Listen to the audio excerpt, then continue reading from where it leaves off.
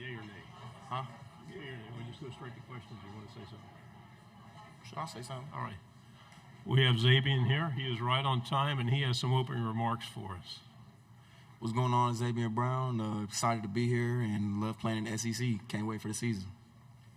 All right. We'll start over here on the right side with questions. Hey, Abby Miller with the Reflector at Mississippi State. You've been a starter on this defense since your freshman year. What does it mean to you that Coach trusts you enough to execute at such a competitive level? It means the most that I have, my coach's trust and confidence in me. Allows me to play harder, play faster, and knowing that people got my back. Go on the second side. Leo Haggerty, Amped Up Sports Draft Nation here in Tampa.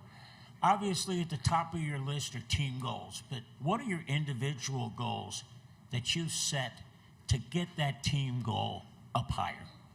For sure, yeah. I just want to be, I'm working on being a great leader every day, making personal connections with guys on the team, on my side of the ball, other side of the ball, and I think that things like that will go a long way for us.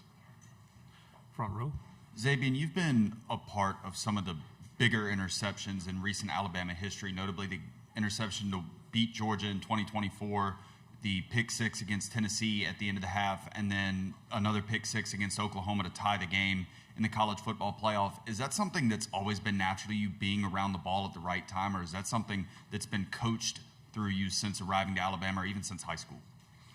Nah, I feel like I'm a natural ball player. I grew up, playing on the other side of the ball, so catching the ball, having the ball in my hands, it's just natural to me. So. Front row. Georgia Chambers, Fox 5 Atlanta. Similar question to I asked you in the other room. You went up against Georgia twice last year, beating them at home and then losing in the SEC championship game. What challenges does this Coach Smart coach program pose? They're extremely well-coached and disciplined team.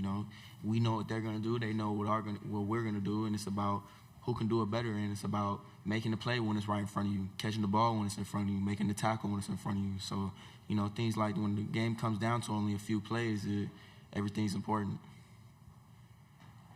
On the second row here. Hey, Zabien, Cameron Lejeune, WAK out of Montgomery.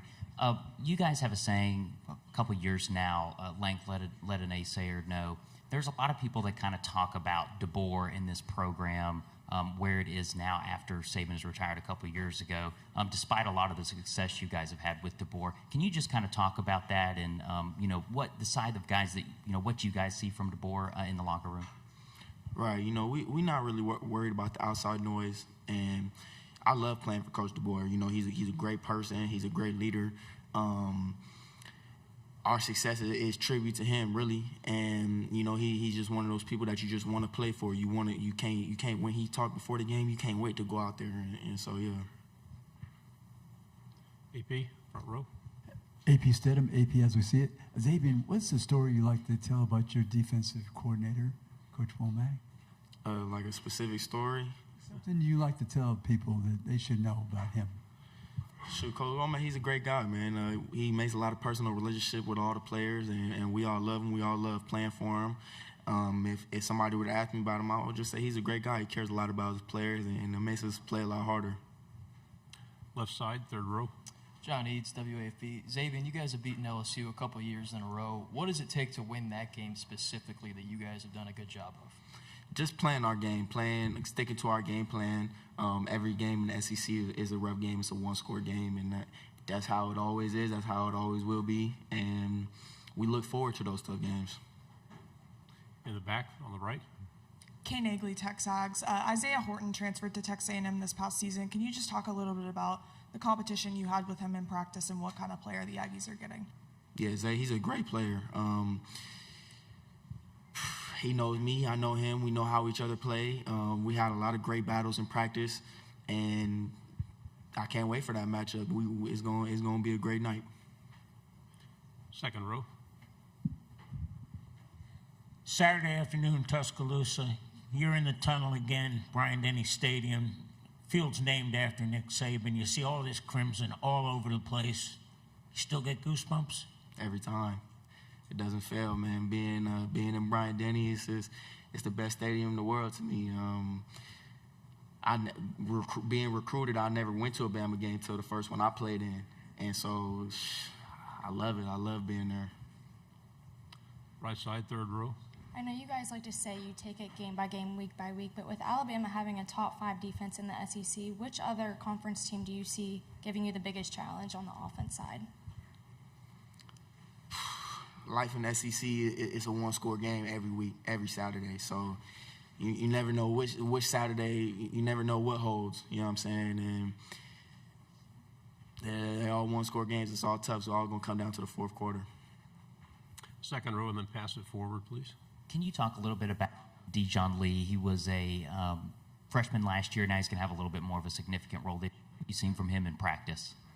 Dijon's a great player. He's grown and matured as a player on and off the field so much since this offseason. I love the way he works. He motivates me. He's God-gifted. He's an amazing athlete.